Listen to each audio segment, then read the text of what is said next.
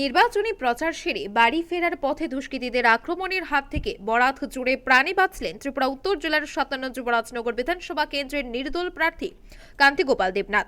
আহত নির্দল প্রার্থীর কাছ থেকে জানা যায়, মঙ্গলবার সকালে রিটার্নিং অফিসারের নিকট স্ক্রুটিনি সেরে বিধানসভা এলাকায় ডোর টু ডোর সেরে রাত 10:30 নাগাদ বাড়ি ফিরছিলেন। কিন্তু পূর্ব হাফলং স্কুল এলাকায় আসার পর একদল দুষ্কৃতী রাস্তার উপর কাঠের টুকরো ফেলে তাদের পথ আটকায়। তখন কিছু বুঝে ওঠার আগেই গাড়ির দুটি দরজার গ্লাসের রড দিয়ে আঘাত করে এক যুবক। পরে তার উপর আঘাত করতে চাইলে তিনি বুদ্ধিমত্তা দেখিয়ে শরীর সরিয়ে নিলে রডের আঘাত লাগেনি, কিন্তু কাচের টুকরো পড়ে তার শরীরের ও তার দেহরক্ষী সুদীপ নাথের শরীরে। তাতে করে তাদের হাত ও শরীরের বিভিন্ন স্থান কেটে যায়। তৎক্ষণাৎ পেছন দিক থেকে তাদের অপর একটি নির্বাচনী প্রচার গাড়ি আসলে ঘটনাস্থল থেকে পালিয়ে যায় দুষ্কৃতিকারীর দলটি।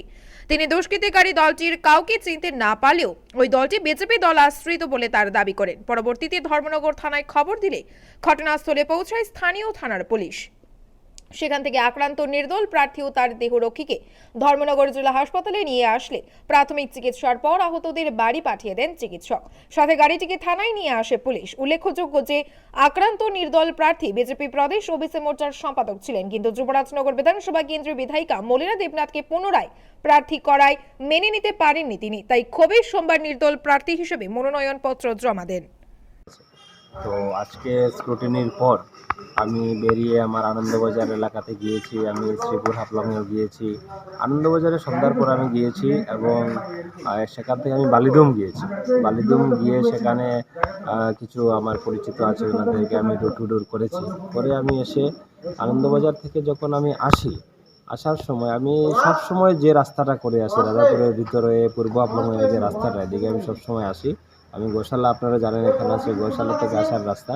হঠাৎ করে আমরা পূর্ব হাফলং স্কুলের 500 মিটার আগে হঠাৎ করে আমরা দেখি যে রাস্তাতে কয়েকটা কাঠের টুকরো রাখা আছে, গাছের টুকরো।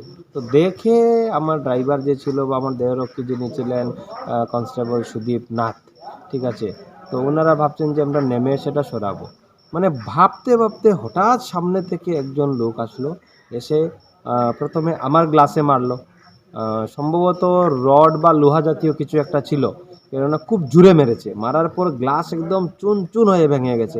তারপর একবার আমার সাইডের গ্লাসে মারলো, মারার পর আবার এরকম মারলো আমাকে মারার জন্য। তো সঙ্গে সঙ্গে আমি পেছনে এরকম করে সিটটা আমি পেছনে করলাম, তো আমার গায়ে লাগেনি, কিন্তু গ্লাস যে ভেঙেছে একদম টুকরো হয়ে এখানে একটা কাজ ঢুকেছে। তারপর সঙ্গে সঙ্গে আমার পেছনে যিনি আমার দেহরক্ষী আছেন উনার উপরে মারলো, উনার গ্লাসে মারলো। উনারও হাতে ব্যথা পেয়েছেন, এখানে কেটেছেও। এখন আমরা যাবো একটু হসপিটালে গিয়ে, ওনার হাতে প্রচণ্ড ব্যথা করছে, সেটা দেখাবো। মানে নামতে নিমিষের মধ্যে কতজন আছে? সামনে একজনই ছিল, ঠিক আছে, যে এসে আঘাত করেছে। পেছনে আমাদের আরেকটা গাড়ি ছিল, আর এই দুটা গাড়ির মধ্যে আমাদের প্রায় মনে করুন আপনি 30 মিটারের মতো গ্যাপ ছিল। তো গ্যাপ থাকার কারণে ওরা নেমে আবার উঠে গেছে। পেছনের গাড়িতে যারা ছিল সেরা দেখেছে, এরা কিন্তু আর অ্যাটাক করেনি। পেছনের গাড়ির আলো থাকাতে এরা সঙ্গে সঙ্গে আবার উঠে পালিয়ে গেছে। আপনাদেরকে যে অ্যাটাক করেছিল কতজন লোক আছে? একজন লোক অ্যাটাক করেছে, কিন্তু পেছনের গাড়িতে ওরা দেখেছে আরও লোক ছিল। মানে ওর লোকে ছিল, আপনাদের লোক বেশি দেখে চলে গেছে। হ্যাঁ,